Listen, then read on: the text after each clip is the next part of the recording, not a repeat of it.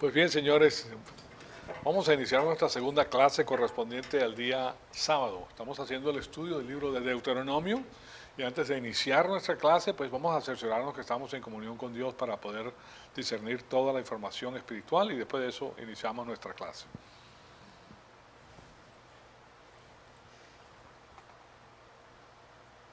Amado Padre, en conjunto te damos las gracias por el privilegio extraordinario que nos das de permitirnos atesorar tu poderosa palabra en nuestros corazones. Te pedimos que el Espíritu Santo nos rete con estas cosas para poder aplicarlas de la manera correcta en nuestra vida cotidiana.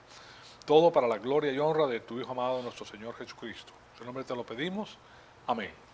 Bien, seguimos pues nuestro estudio y estamos pues culminando el capítulo 3 y le estoy dando pues los toques finales que corresponden a esto, a la aplicación de lo que es en estos momentos el lugar sagrado, por ejemplo, un lugar donde nosotros tenemos esa intimidad con el Señor en nuestro propio corazón, cosa que existía en el Antiguo Testamento en lugares físicos determinados por el Señor, que era el lugar donde el Señor se reunía con el pueblo y hablaba, pues con los líderes del pueblo hablaba. Pero ahora nosotros tenemos un lugar como sacerdotes del Dios Altísimo que podemos tener esa comunicación con el Señor.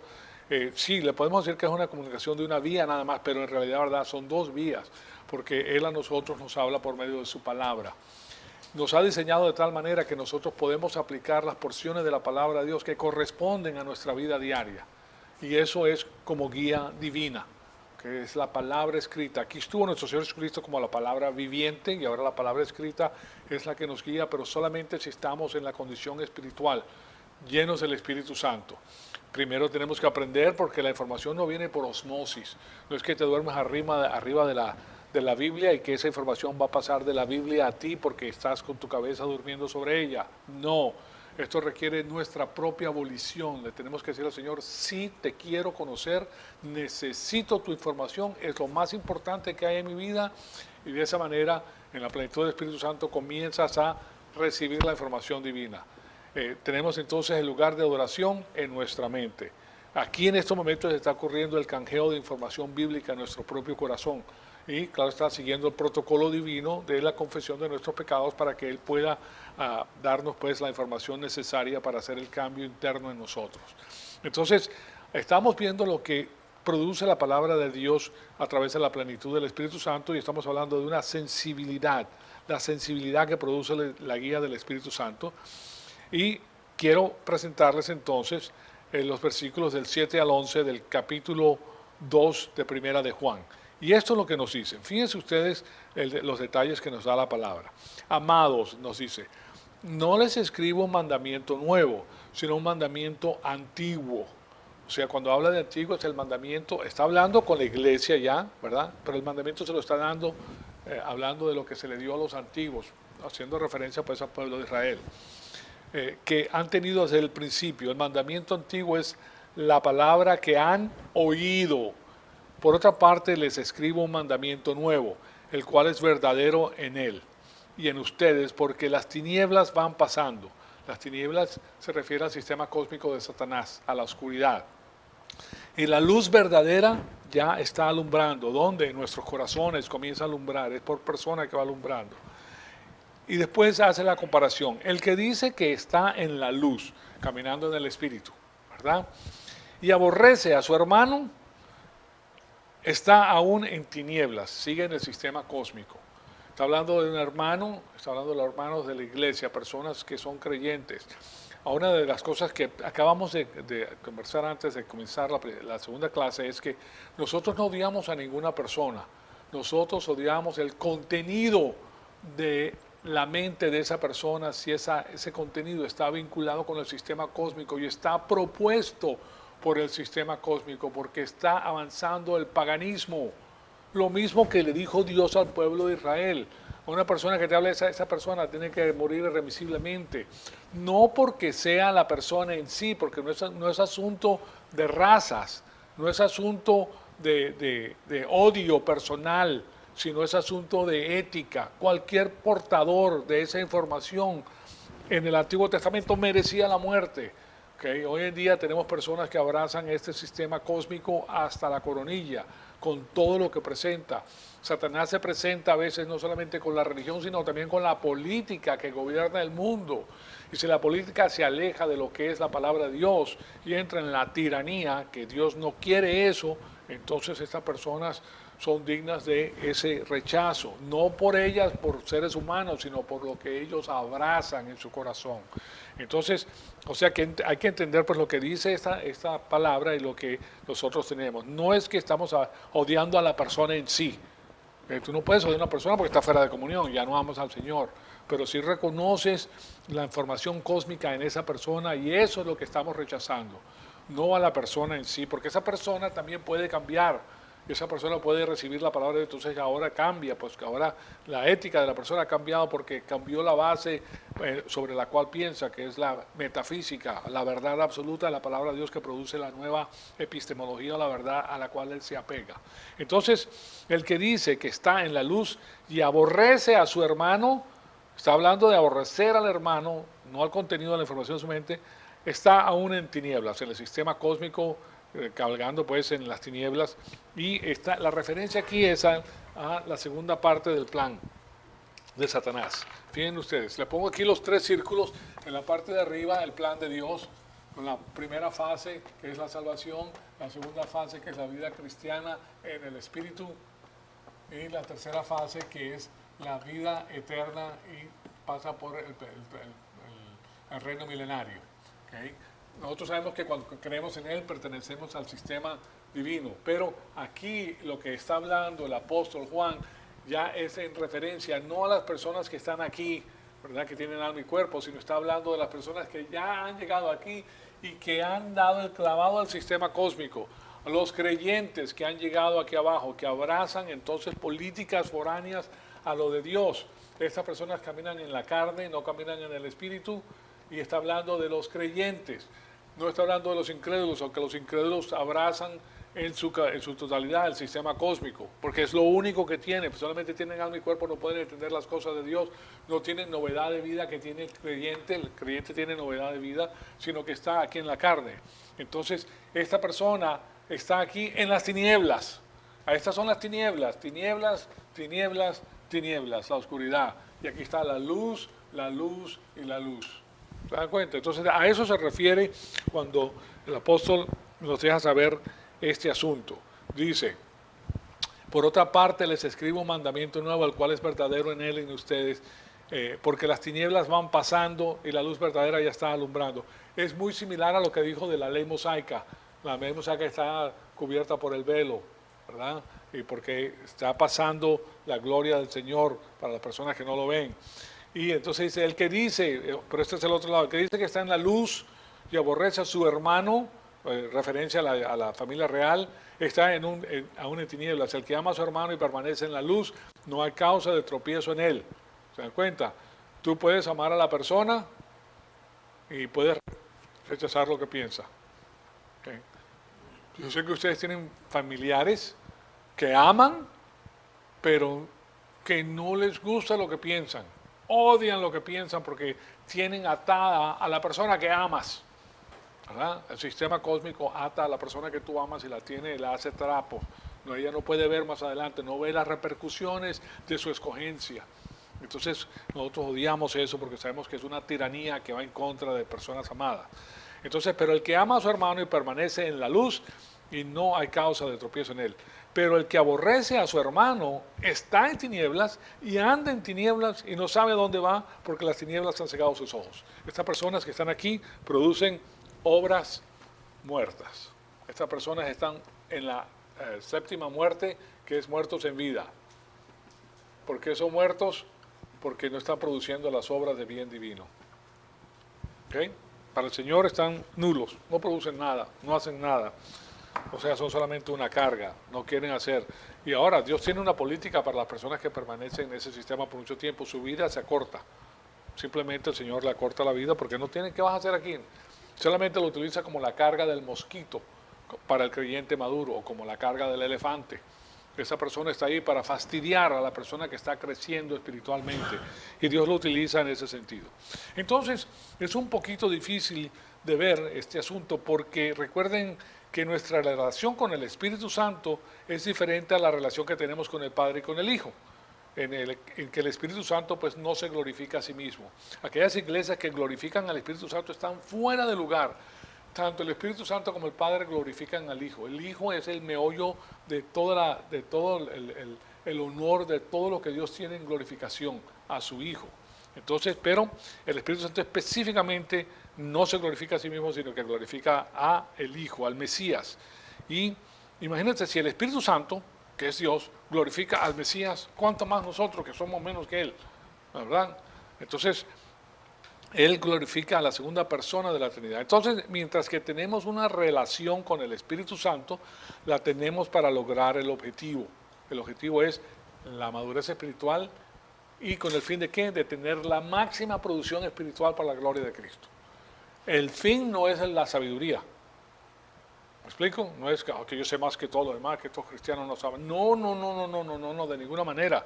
El fin es para que tú tengas la máxima producción espiritual, porque si tú eres un creyente maduro, que ha crecido, tú vas a destilar tu producción y te interesa solamente la producción espiritual, en lo que concierne al plan de Dios. ¿Por qué? Porque eso es lo que va a ser evaluado en el tribunal de Cristo y tu recompensa viene vinculada con eso. Ahora, ¿qué es lo que garantiza esa producción? Tu crecimiento espiritual en amor. Tú lo vas a hacer porque amas a Dios, tú lo vas a hacer. Es más, nadie te puede impedir hacerlo. Ese es tu fin, eso es lo que tú estás concentrado en hacer. No quiere decir que te separas del mundo y no vas a hacer nada más del mundo. A lo contrario, lo vas a hacer, pero en su tiempo adecuado. Por eso la palabra de Dios dice que hay tiempo para todo. Tiempo para amar, tiempo para la paz, tiempo para la guerra, tiempo para llorar, tiempo para reír. Todo eso está. Pero nosotros seguimos con el contrato escrito y tú tienes que cumplir el contrato. Es un contrato de amor. Lo mismo que la casa, si tú no pagas la hipoteca de tu casa, no importa cómo te sientas, si te peleaste o no te peleaste con la mujer, si tienes una enfermedad que estás de muerte y no vas a pagar, nada, ese contrato está ahí, entre los ojos de Dios está el contrato. Entonces tú no te vas a fijar en eso porque además sabes que ante la presencia de tu Padre y en la presencia del Señor Jesucristo tienes un testimonio corporativo. ¿Hiciste caso al contrato o no hiciste caso al contrato? Ahora, estos matrimonios que duran mucho tiempo, no van a creer. Yo tengo por parte de mi mujer un matrimonio que acaba de cumplir 70 años de casados. Tiene ya 91 años y ella también vive y ya 91 años es respetable, ¿verdad? Pero no vayan a creer que en 70 años todo va a ser color de rosa. En 70 años ha tenido que dar y dame que te doy, y eso es un jala y tira, o sea, nosotros sabemos porque hay dos naturalezas pecaminosas y a veces hay encontrones fuertes, etcétera, pero con los ojos puestos en Cristo. Ahora, es interesante saber por qué hasta hace poco él no era creyente. O sea, ella quizá, pero ahora son creyentes, pero de todas maneras como incrédulos, ellos sabían que ahí había un contrato y que eso no se podía violar. Interesantísimo, ¿verdad? Porque el incrédulo, la palabra de Dios dice que puede disfrutar el resto de su vida con la mujer que ama. O sea que es muy interesante todo esto. Cuando Juan maneja el asunto de la relación del Espíritu Santo, él maneja el asunto de la relación entre los creyentes. Así es que lo expone, eso es lo que él está haciendo. Él está exponiendo la relación con los seres humanos como la relación con el Espíritu Santo. La está explicando de esa manera. Y claro está, eso conlleva lo que dice el Señor Jesucristo. ¿Cómo resume la ley mosaica? Amarás al Señor tu Dios con todo tu corazón, con toda tu alma y con toda tu fuerza, y a tu prójimo como a ti mismo. O sea, tú no le deseas nada malo al prójimo en sí. Nosotros no detestamos al prójimo, nosotros detestamos lo que el prójimo tiene en su corazón, que si está en contra de nuestro Dios. Entonces, de nuevo vemos que en el pasaje de Juan 1, 2, 7, él dice que aquel que odia a su hermano se encuentra en la oscuridad. Camina en la oscuridad y no sabe a dónde va porque la oscuridad ha cegado sus ojos. Ahí está la sensibilidad, es una sensibilidad corporativa. Entonces, en otras palabras, parece que Juan está diciendo que nosotros reconocemos y le damos la bienvenida a la obra del Espíritu Santo en las otras personas. Por eso las amamos. Y eso es tener una comunión con el Espíritu Santo. Porque tú no puedes despreciar a lo que Dios ha bendecido. ¿Me explico? Tú tienes que reconocer que la mano del Señor está ahí. Ahora, sí es verdad, pues entonces, y si tienen comunión con el Espíritu Santo, entonces la plenitud del Espíritu Santo, que es la que nosotros queremos, es lo que nosotros buscamos. Pero Aquí, con estos versículos, de esa manera es que Juan está expresando la plenitud del Espíritu Santo en un sentido corporativo, como el cuerpo de Cristo. Cada uno ama a la otra parte de su cuerpo en Cristo, ¿verdad? Y ese es el motivo por el cual nos da primero de Juan 3, del 12 al 13, que habla del primer homicidio en la historia. Y aquí se lo pongo porque él hace referencia al primer homicidio. Fíjense lo que nos dice. No como Caín, que era del maligno.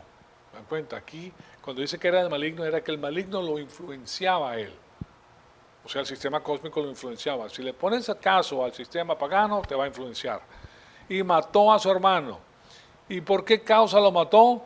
Porque sus obras eran malas y las de su hermano justas. Hermanos, no se maravillen si el mundo los odia.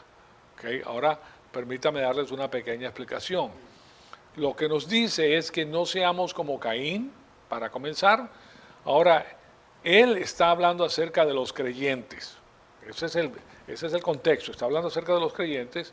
Está hablando con los creyentes, no con los incrédulos, sino con los creyentes. No sean como Caín, que mató a su hermano. ¿Y por qué mató a su hermano? Esa es la pregunta que nos tenemos que hacer. Ahí dice, porque sus obras eran malas y sus hermanos justas. De paso, pues esto es un análisis fascinante acerca del primer homicidio. Aquellas personas que se dedican a esto pueden saber por qué ocurre. ¿Por qué mató Caín a su hermano? Si ustedes le preguntan a un sociólogo del día de hoy, recibirán diversos puntos de vista, porque ellos tienen todo tipo de teorías de por qué ocurrió. Te van a hablar acerca de la privación económica que tenía Caín, y por eso, pues, eso, en la desesperación en que se encontraba, él veía que el otro tenía opulencia y para él pues no era posible, y la discrepancia era tanta que tenía que hacer algo al respecto, porque uno era un burgués y el otro era, que ya comienza a irse por los lados que no tiene que ir, pero eso es lo que dice. O pueden utilizar la economía, la teoría del maltrato. Su madre le pegó en la cabeza muchas veces cuando era bebé y por eso lo turbó tanto, lo dejó caer, y eso un trauma psicológico para el pobre niño, y por eso ahora tiene que hacer lo que hace y tiene que matar a la persona porque se tiene que expresar de alguna manera. Entonces, claro está, pero el análisis en Juan es que Caín mató a su hermano no debido a que él tenía un problema de personalidad con su hermano, sino que él mató a su hermano debido a que las obras de su hermano eran justas y sus obras eran injustas. No eran las obras que Dios le había pedido a él que hiciera. Dios no le pidió que le trajera las tomatotes de este tamaño que había logrado, preciosos, rojos, lindos, una zanahoria grandísima, o sea, vegetales que él había puesto en el jardín, y eso es lo que le trae a Dios. Y Dios dice, no quiero esa clase de sacrificio. Entonces, ¿cuál fue el verdadero tema con el asesinato de su hermano Abel? Bueno, en realidad, ¿a quién estaba odiando él? Porque ese homicidio o ese crimen fue causado por el odio. Es algo interesante que la Biblia pone al homicidio en primera clase por el odio. Si hay odio, entonces es de primera clase. Esa persona tiene que morir irremisiblemente. Entonces, en realidad, ¿a quién estaba odiando entonces? Estaba odiando a Dios. Porque Dios bendecía a uno, pero no lo bendecía a él. Entonces, en su mente finita, terrenal, influenciada por Satanás, tiene el odio que emana del sistema cósmico, porque en el sistema cósmico, recuérdense, yo les he dicho muchas veces que el sistema cósmico es una fábrica aquí se produce, aquí en ese sistema se produce arrogancia y odio. Esta manufactura odio y arrogancia, este sistema. Aquí, si tú sigues los dictámenes de Satanás, estás desarrollando la arrogancia y el odio. Aquí se desarrolla la humildad y el amor. El fruto del Espíritu es amor, paz, paciencia, benignidad, mansedumbre, dominio propio. Pero aquí abajo se produce arrogancia y odio. Más tiempo te la pasas aquí, más odio tienes. Por eso es que tantas personas odian a las demás personas. No pueden, Dios no los va a bendecir, tiene que ir al ser humano, y al que no hace lo que ellos dicen, entonces lo van a odiar, porque esas personas pues están cooperando con Dios, básicamente, que los odia a ellos, según la mente de ellos. Entonces, el verdadero tema es que él estaba odiando a Dios.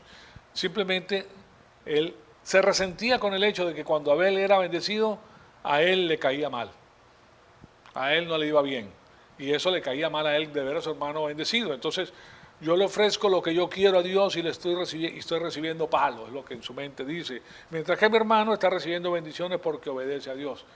Entonces, en vez de preguntarle por qué estoy recibiendo palo y mi hermano está recibiendo bendiciones, el odio hace que Caín se vaya en contra de su hermano.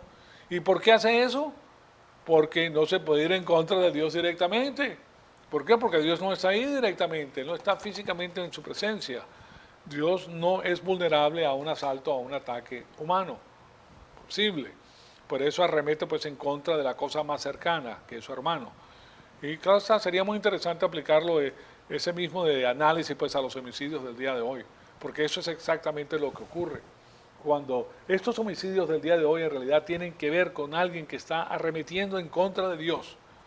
¿Okay? Fíjense ustedes, o a los posibles blancos de la bendición de Dios en su mente. ¿Okay? ¿Por qué creen ustedes que los comunistas odian a los Estados Unidos? Porque los Estados Unidos son ricos, Estados Unidos tienen bendiciones divinas. ¿Por qué se van en contra de las personas que tienen? Por eso precisamente, yo tan pobre pasando hambre y mira cómo vive ese infeliz, ¿verdad? O sea que es el odio que está promoviendo y eso por eso el comunismo tiene tanto empuje, porque hay más personas pobres que ricas. ¿Okay? Entonces ellos no buscan a Dios para ser bendecidos, ellos buscan al sistema cósmico para recibir bendición. El sistema cósmico dice, acaben con esos. ¿Okay?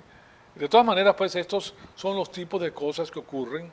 Y pues así pues es que cerramos el capítulo 13 con la idea de que este Dios, a quien no puedes ver, en Deuteronomio 2 y 13, ¿verdad que lo estudiamos? Es un Dios muy, pero muy celoso en lo que concierne a su relación con nosotros. Y Él exige que esa relación tome prioridad sobre cualquier otra cosa, sobre cualquier otra relación. Importantísimo. ¿Por qué nos demoramos tanto en ver esto? Pues a veces nosotros se nos tiene que decir algo multiplicidad de veces. Años repitiendo la misma cosa y no hace el clic en nuestra cabeza. Y eso que somos súper inteligentes. ¿Qué tal si fuéramos brutos? ¿Ah? A nosotros, a los perritos, a los animalitos que no nos hacen caso, le das un par de papaos y ese animalito va a aprender tarde o temprano.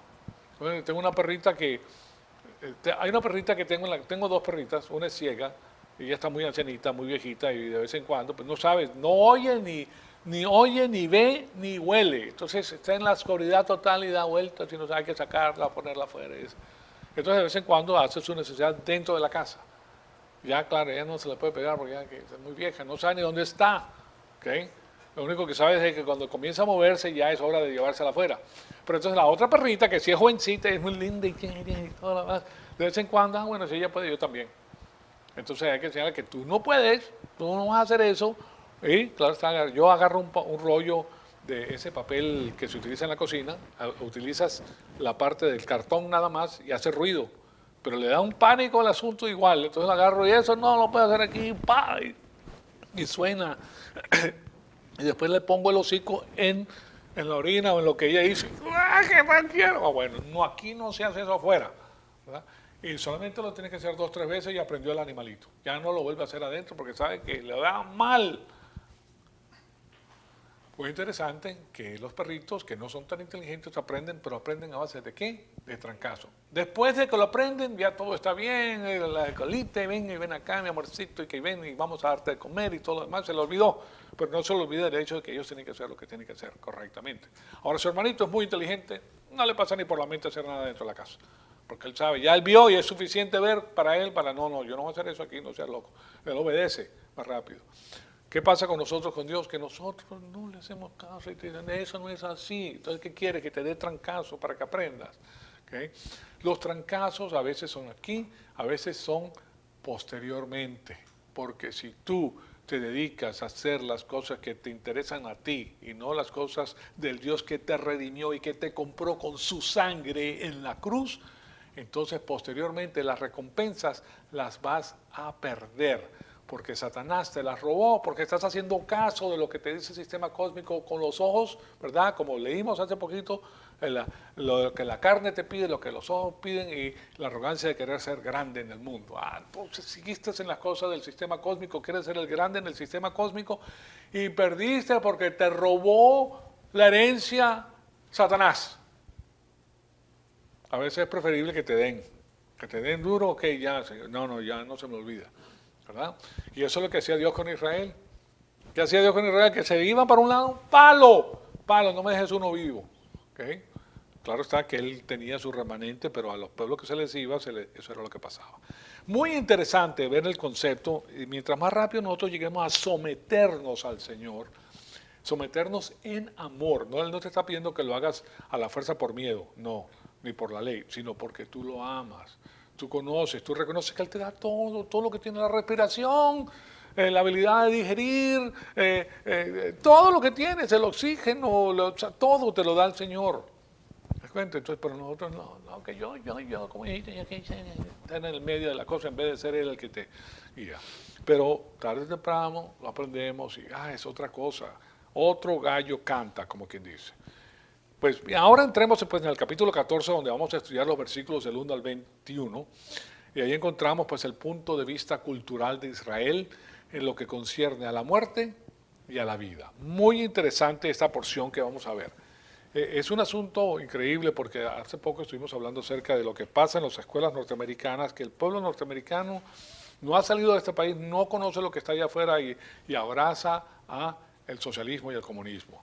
Es un asunto increíble entonces que en las universidades norteamericanas del día de hoy los estudiantes aprenden los asuntos académicos como si estuvieran en la Unión Soviética, señoras y señores. Ese es el punto de vista con el cual perfilan las cosas. Y les digo esto porque el marxismo es tan prevalente en las universidades el día de hoy que los jóvenes tienen problemas en entender cualquier otro tipo de información que no sea un gobierno mesiánico, o sea que el gobierno es el Mesías, el que da, el que quita, y al gobierno hay que darle todo el poder porque el gobierno es el que reparte y parte, o el socialismo, como de otra palabra. Entonces es difícil entregarlo pues, en el camino que hay un Mesías que es el que diseña. Las Naciones Unidas han creado una nueva epistemología en América y eso sigue. A medida que las personas de la generación mía, por ejemplo, comienzan a morirse, comienzan a irse, los que están saliendo son los de esta generación. Y si no hacen algo para darle un reverso a eso que fue implementado por medio de las Naciones Unidas, por George Herbert Bush, ¿ok? El que se opuso a eso fue este presidente norteamericano que era artista de cine, ¿cómo se llamaba? Reagan, ese se opuso. Pero Bush, republicano, fue el que dijo, adelante, entren. Y comenzaron a quitar todos los vestigios de los 10 mandamientos en las escuelas y enseñar otro tipo de cosas, porque eso sigue. Si ustedes ven el manifiesto que tiene el sistema de las Naciones Unidas, es lo que están viendo ahora, los resultados que están viendo. Se va a demorar, pero ellos tienen el tiempo largo porque esa es su religión. Ellos se mantienen firmes haciendo eso. Bueno, de todas maneras, eso es lo que tenemos aquí. Nosotros, a nuestra edad, ya no vamos a cambiar eso. Lo que tienen que cambiar eso son las personas que están tomando las riendas en estos momentos y nosotros los apoyamos, pero de la manera que nosotros hacemos las cosas es creciendo espiritualmente. Es una guerra espiritual. Entonces, pues bien, entonces en el capítulo 14 tenemos una exposición de los 10 mandamientos. El asunto es que hay un peligro con el asunto de los 10 mandamientos, debido a que estos son tan nítidos, tan breves, tan sucintos, que uno puede leer los 10 mandamientos y pensar que uno ya los conoce. Yo sé, me los memoricé, ya los conozco, aquí no hay problema. Pero Dios no simplemente dejó los 10 mandamientos, sino que Él dio una exposición amplia de estos 10 mandamientos. Y por eso es que de nuevo pues en el capítulo 2 y los versículos del 1 al 31 y después del versículo 31, del capítulo 12 al capítulo 13, 18, que es el primer y el segundo mandamiento, esos han sido expuestos detalladamente en lo que concierne al gobierno de Dios en su reino físico. O sea que ahí hubo el detalle que nosotros estudiamos con lujo de detalle.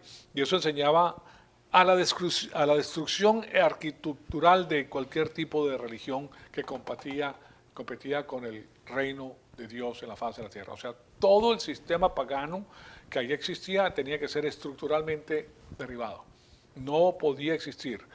Hoy en día nosotros estamos tan acostumbrados al uso de la pluralidad de la religión con la libertad de expresión y la libertad de religiones, que para nosotros es difícil comprender cómo sería el asunto si solamente tuviéramos una religión en los Estados Unidos. Claro está que si viviéramos en un país musulmán, pues lo comprenderíamos, pero el reino de Dios que todavía está por venir, en ese reino solamente hay una religión. podemos decirlo, una relación. Solamente hay lugar para una religión y esa es la figura que tenemos aquí, en el capítulo 14. Por eso, como les he dicho hasta el momento, pues en nuestra vida cristiana el lugar sagrado ya no está en la tierra física, en un país, sino en nuestros corazones. Y en nuestros corazones solo debemos adorar a un Dios. No hay cabida para otros dioses en nuestro corazón. Y eso es muy importante. Y debemos ser, tu Dios puede ser Mamón. Mamón es el Dios de las riquezas. Entonces, si tú estás persiguiendo la riqueza por sobre todas las cosas, ese es tu Dios. Lo que tú persigues con ahínco primero, ese es tu Dios. Entonces nosotros no podemos permitir que ninguna de estas cosas del mundo que son descritas con los deseos de la carne, los deseos del ojo y los deseos de ser reconocidos, de la vanagloria del mundo, sean los que rijan nuestra vida. No. Nosotros somos, nosotros llegamos a ser invisibles, héroes invisibles. Porque en realidad, verdad, lo que vemos es la realidad. Cuando tú te pones a perseguir esas cosas, tienes que rendirte a ellas, tienes que poner todo tu tiempo buscándolas. No solamente para tener, sino para demostrar que tú eres una persona de un alto alcance, etcétera, etcétera, etcétera. Pero no, Dios es el que te va a dar todo, no te preocupes. Tú haz tu trabajo normalmente, que Dios te va a bendecir.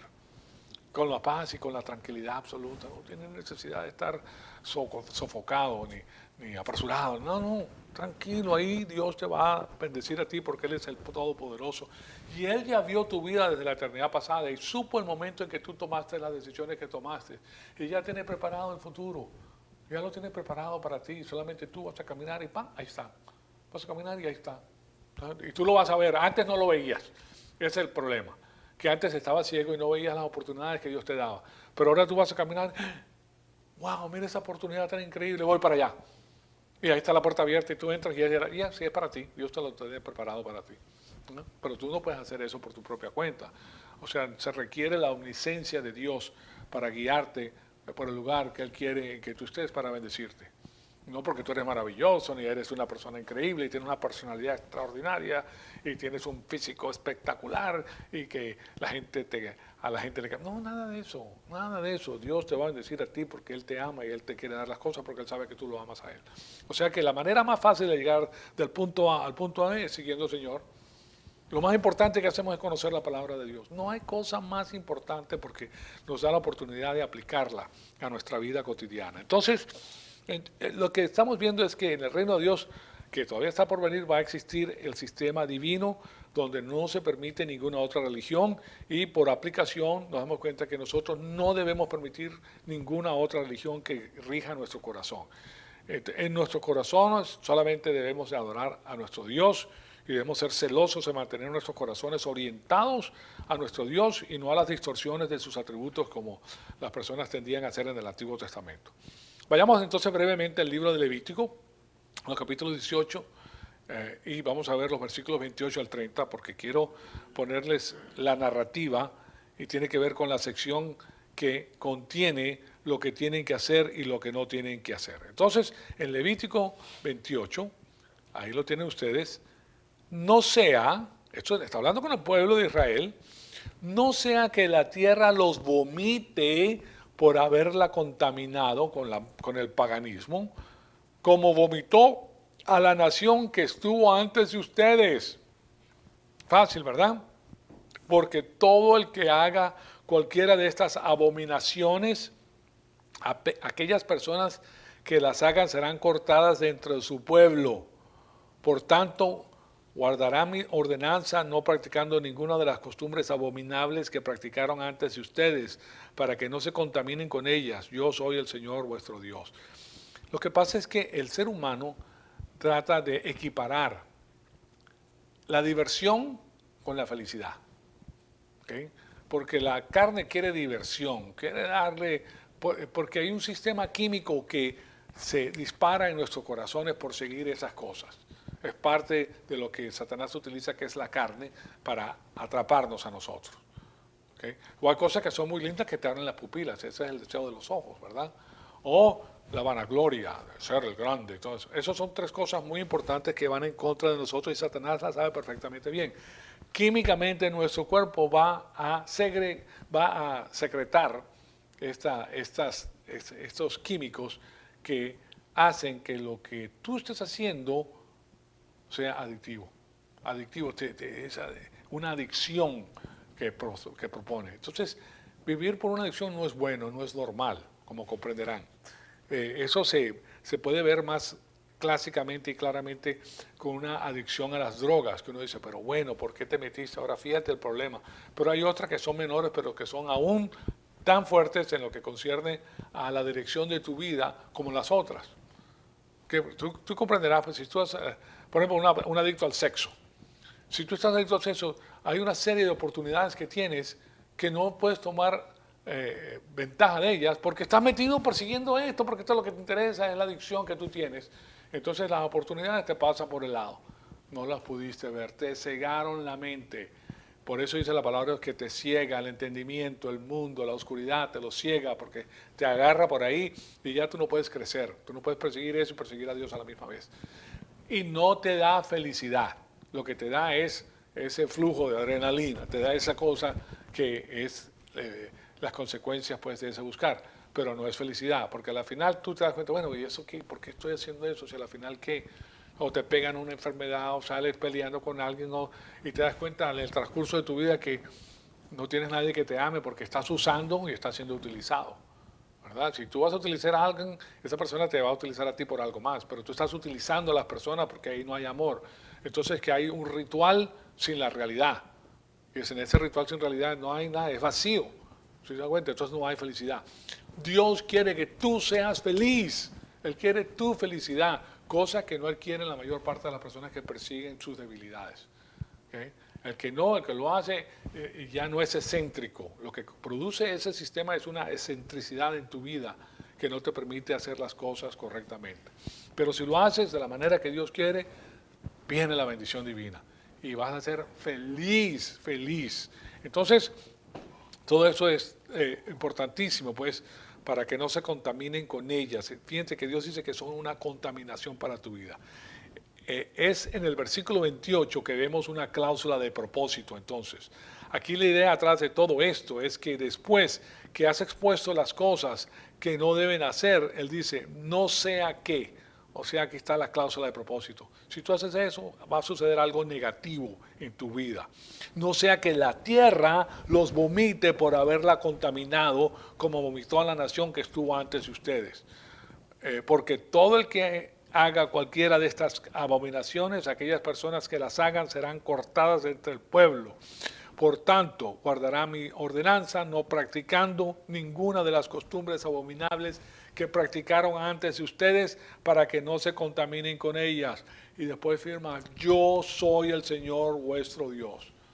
O sea que nos recuerda que Él es el creador y nosotros somos la criatura, y que tú no vas a poder cambiar la política divina. La política divina está establecida por el Todopoderoso y es perfecta porque Dios es perfecto.